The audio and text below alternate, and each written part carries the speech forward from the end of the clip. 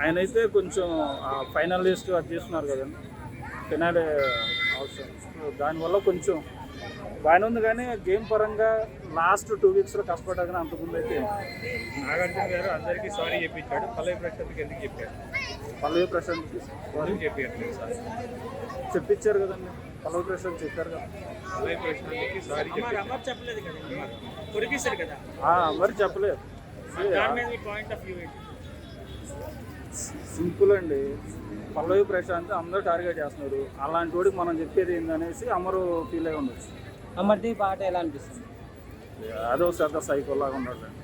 ఆ ఎపిసోడ్ కొన్ని చూస్తే ఒక సైకోలానే బిహేవ్ చేస్తాడు, అంత కరెక్ట్ కాదండి. టాప్ 7లో కూడా అంటిసాడు తను 100%. ఆ క్యారెక్టర్తో మనం లీడ్ చేయలేము సార్. అట్లా తల గుద్దు చేసుకోవడం, తల బాగా చేసుకోవడం, లేదు దూకి తెచ్చుకోవడం, నన్ను సైకో పిచ్చెక్కింది మెట్లాసులు చేర్చండి అని ఆటకి సంబంధించింది అయితే. గేమ్ అంటే గేమ్లో ఆడాలా, స్పోర్టివ్నెస్ ఉండాలి.